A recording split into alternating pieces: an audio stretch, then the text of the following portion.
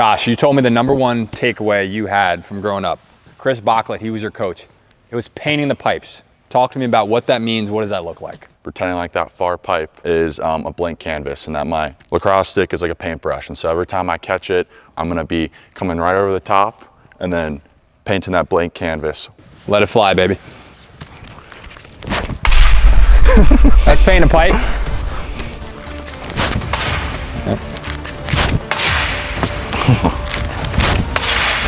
Are you supposed to hit the pipe when you paint the pipe? That's the idea. Sometimes it's might be a little too literal, so gotta definitely shoot for net though.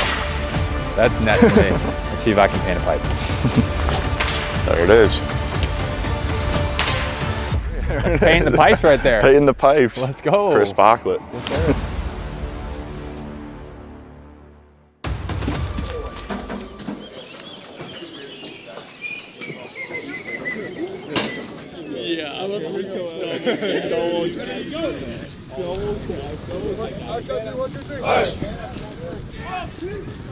Two national championships in 3 years. How have you been able to just look at that success and stay humble through the process? It's not very hard because you just don't take big chunks of this that way. To the goal! He has to guard you if you go to the goal. He doesn't have to guard you anywhere. You're always focused on what's next, right? And what's the job in front of you and what do you got to do. So talking about the growth of the game, a player like Josh Yago, he was a guy coming from Air Force that you didn't know was going to come into the program and be who he is right now, leading the team in goals. Obviously, he's been very impressive, both athletically, his decision making, just who he is as a young man. yeah, What's that like for you to see players like him coming up? it's not often to bring in a fifth-year, two-time captain, player of the year in his conference. And so a guy like that, man, if you could just add one of those guys every year, that might be the secret sauce. Let's go. Run it up. Josh, coming from Air Force, talk to me about the confidence, the mindset that you needed to have to come into Notre Dame and transition so easily here and have the success you're having so far this season. I didn't put any expectations on myself coming in, so I think that's like a big reason why.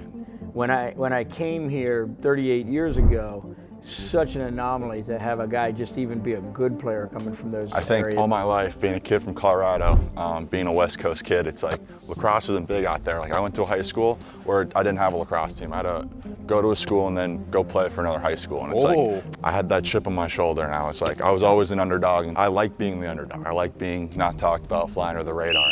Josh, you guys can be a little stickier here and keep carrying. Let's go back to 20, let's do 22 curl again. Yeah, right here, look, Brock.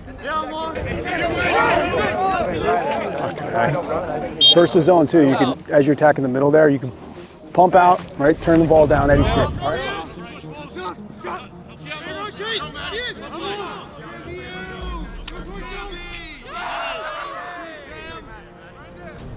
Fellas, Shawn, thank you for joining us here on the defensive side.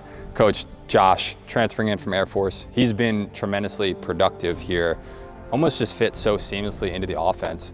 What has it been for him as a player? What has it been for you as a coach to allow that to happen so easily? Yeah, he has a complete skill set, his ability to distribute, his ability to shoot, his ability to dodge. And so far this season, he's really been covered by the #1 defenseman.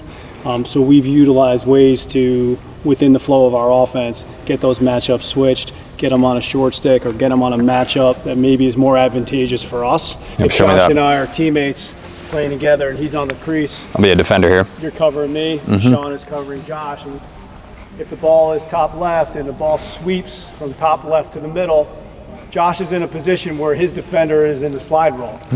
On the backside here, as the ball swept, if I come in and I can either exchange and I can or seal my man, Josh pops off. Whether the defense slides or not, as the ball moves this way, the man covering me sheds to play Josh, and I'm either now covered by the man who's in the slide roll or the recovery, and now we have an advantageous matchup for Josh and for our offense. Josh, you now have a short stick matchup in me. I'm a fish, I'm a squid. What's your mindset? What's your approach here now that I'm covering you? I'm thinking go to the rack, it's my first option, but then also in the back of my mind, I'm thinking they're gonna slide early, someone's gonna come up to me early. So I'm thinking, looking for the skip passes, anticipating where the slide's coming from, and then either banging it backside or banging it through X to get the ball moving in. So there has to be a recovery I need a slide to start coming in. And now that puts you in a position where you can posture, potentially hit coach, feed through X. That guy could hit coach, you could feed to the backside. Obviously, if you beat me and the slide is late, you could take the shot. But if I'm you, I'm thinking about all those things right away when I get that matchup. I know, hey, this guy does not want to be covering you. Shawn, on the defensive side, you know that I can't cover Josh. Concern. What are you thinking off ball now? You saw that matchup get switched. You're trying to lead and orchestrate the defense. Yeah, when we see that, we're definitely going to communicate extra, making sure we have our slide, our fills, and all of our pushes ready to go. Because, as you were saying, like, he's going to be looking through the defense, trying to find those skips. So we know we're most likely going to have to slide a little bit early, try to get to his hands to limit that so he can't throw a great pass across that skip. We want that to be bad pass where that attackman or middy's got to kind of move to find the pass, a lob, something that's going to give the rest of our defense time to approach out on the flight of ball and get to their hands before they can shoot or dodge themselves. Your son, Will Corrigan, coached him at Air Force. I imagine you guys had conversations about Absolutely. Josh before. But was there anything that you heard from Will that maybe you weren't so sure of that until you saw him on campus for yourself? You really knew that Josh was who he was. We had scrimmaged him the last couple of years, and Shawn Lyght told us, hey, that guy's a really tough cover. We have the 2025 Schmeisser Award winner, Shawn Lyght, best player in college lacrosse defensively last year. We have the ASUN Conference Player of the Year last year at Air Force transfer, Josh Yago. These guys go against each other in practice every single day, whether it be behind the cage, above the cage. He's a 360-degree player, which means he gets to dodge Shawn everywhere. These guys have unique skill sets individually. I want to hear from you two what it means to go against each other and how does that battle allow you guys to develop. The toughest thing is you make a tiny mistake and he's going to capitalize on it. You cross your feet, he's going to split, he's going to have a step on you. You don't play a pick right, he's going to get leverage. So just understanding with him, like, the fundamentals are really key and you really got to hone in on your game to be able to have a chance to stop him or not allow him to create offense, whether it's for himself or for the rest of the team. And what is it for you, Josh, that allows you to get the edge on Shawn, and how good is Shawn and how has he allowed you to elevate as a player so far? Yeah, I think obviously he won the Best Defensive Player Award last year, and it was for a reason, because it's like he's never out of position. He's always able to react to what I'm doing and dictate what I'm doing almost, and never have an edge on him almost, and I have to bring a second guy to help me gain that advantage on him. It's the #1 defender in the world, so it's like I'm getting reps in practice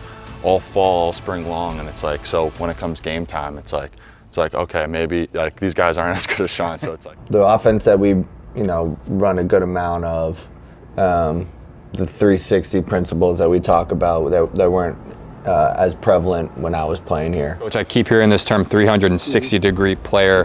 What does that mean relative to Josh and in your offense? So 360-degree player means he has a versatile skill set where he can make plays all around the perimeter. And we talked earlier about he has a very versatile skill set called 360 player. He plays a lot at X, he plays a lot on the right wing. We've utilized him a lot this year in this high top left area. A couple reasons. One, he's very fast, and two, he's being covered by a defender who's primarily used to playing at X or maybe on the wings. We get him the ball and we can incorporate him just attacking downhill right or left, depending on maybe how the approach is, combined with a potential pick. He doesn't use the pick here, but it's another thing we incorporate to make it really difficult to defend Josh and defend the ball. His ability to distribute, dodge, and shoot really from anywhere on this perimeter makes him a really tough cover. Shawn, what is the #1 hardest thing that Josh does that keeps you on your toes as a defender? Yeah, I think how he reacts in game time. He's not predetermining his dodges, and he's got so much in his bag that he's really good at reading and reacting to what I do to free himself up. We got to keep the ball moving. That means guys got to really work hard without the ball, because they're going to be chasing doubles. And we got to work hard so we can start moving the ball. Once we move the ball, that double guy just starts chasing everywhere.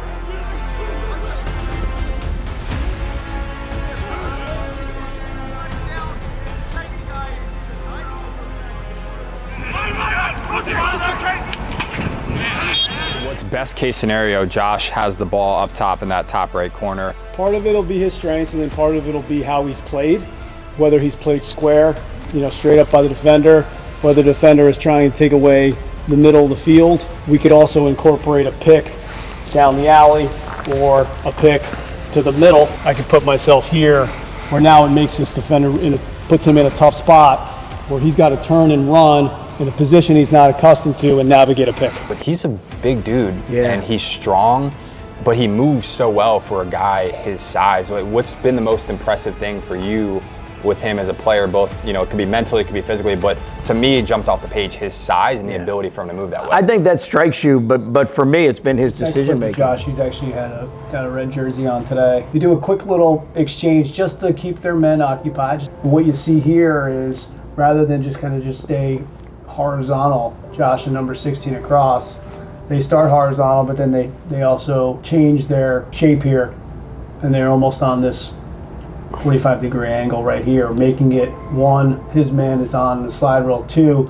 really hard now for this defender to split. Josh is up here. This defender now can sit on Josh's right shoulder, cover him, and also get out to the ball. Never allow one defender to cover two. Again, just a subtle thing that I see him do is taking that 1 or 2 steps upfield, not so far that he runs into the sliding defender, but far enough that he gains an advantage. I mean, he's been really, really good. And like I said, with and without the ball, his decision making, he's just fit right into our offense, and he can feed and he can shoot and he can, he can cut. He's a really good cutter, really good off-ball player. I remember distinctly when I was a sophomore and my older brother came up to me after a game and he was like, "You're not finishing around the cage well enough." After that game, we stayed after the game. I stayed with a bucket of balls. I worked on turning the corner. I developed a knack for turning the corner and finishing around goal line extended. Fast forward, and I'm finishing big time games versus Maryland, low angle shots. Think about back to when you were younger. What's always sort of separated you as a player with some of those skill sets? And then what can you attribute to some of your coaches and some of those people growing up that gave you some of those tools and helped you kind of do it? I would say I was always an unselfish player. Like, I'd feel more satisfaction giving someone else an opportunity to score rather than myself. So I would just, Yes, sir.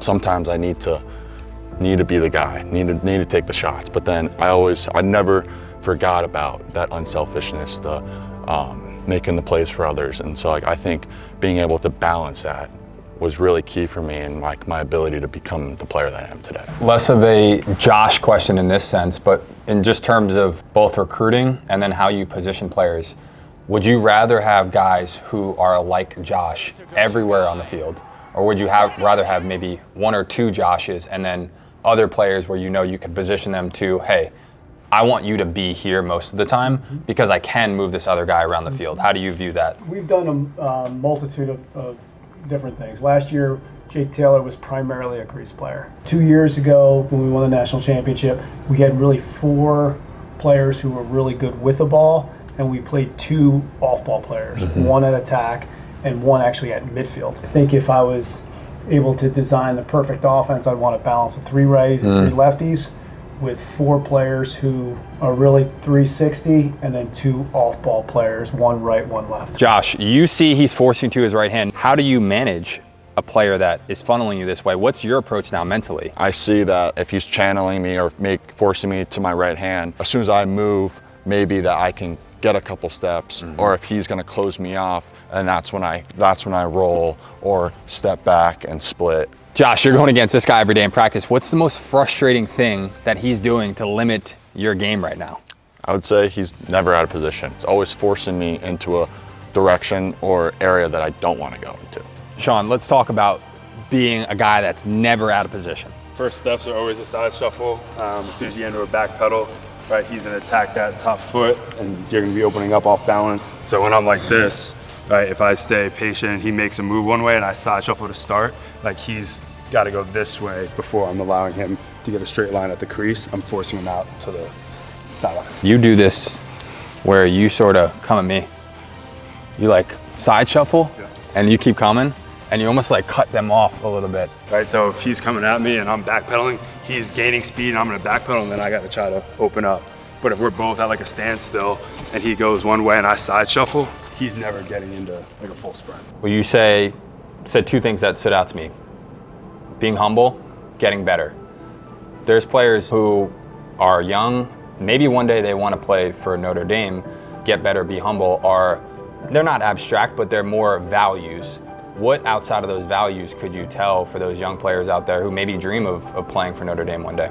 There's no replacing a motor. The work ethic has to be there because no matter what you believe, that your beliefs are one thing, and then your discipline and your ability to follow through on that are another. So you got to find guys with a motor and who've proven that you don't have to wind them up every day to get them to try to make progress, right? They're built that way anyway. I really believe, this is crazy, but I don't think there's a single thing more important than gratitude. Mm-hmm. Right? When we recruit somebody, are they thankful about the people that have been part of their journey so far? Are they thankful for their parents? And then the other thing that would go with that is curiosity, right? Mm-hmm. I mean, are they interested in finding out more about us and more about our team and more about the way we do things and more about the university and more about or are they like, all right, show me, prove it to me, right? And it's like, no, I want the guy who's curious, because that never ends, right? That never ends.